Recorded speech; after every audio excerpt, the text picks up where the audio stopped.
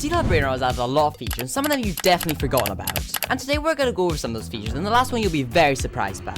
Now the first one we have is the admin machine.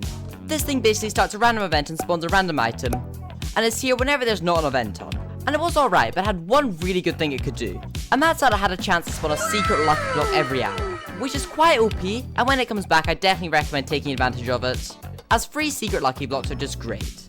And now we have something you might have seen quite a few times and just completely forgotten about, and that's the laser gun, the band hammer, and also VIP.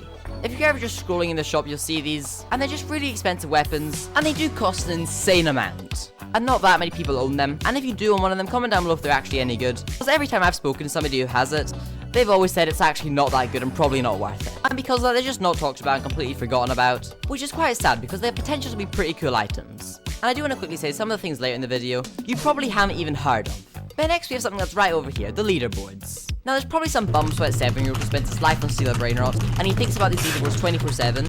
But for the average person like me and you, they kind of just sit here, and they don't really serve a purpose. If they had like a reward system, like whoever was the top at each week got a special Brainrot, that would be super cool. But at the same time, I don't think many people can be bothered getting on these leaderboards. And then we have something that's on the opposite side of the map, and that's this light goal thing here. It's disabled in private servers, which is probably why everyone forgot about it, because everyone plays in private servers. But basically, every 3,000 likes or so, a Brainrot god will spawn on the track. And this was actually super OP when Brainrot gods were good, but because they're dookie now, no one cares about them. No one also cares about the light goals. But I feel like this should definitely get buffed to spawn at least a secret. And also real quick, can you please subscribe? It would mean a lot, and if you are subscribed, hit the like button, thank you. Now this next thing the player base didn't really forget about, but the owner of Steal Brainrot, Sammy, forgot about it. And that's codes. Now codes were added, so if you bought the Festive 6-7 plushie, you could get the Festive 6-7 in-game. Sammy said he would also add some other codes that would just give you some rewards, but then he kinda just never did. So now they just sit at the bottom of the shop. Then the next thing I want to talk about is base skins. Now base skins as a whole aren't completely forgotten about. Maybe the gold, diamond, and rainbow ones are a little bit, but people know they exist.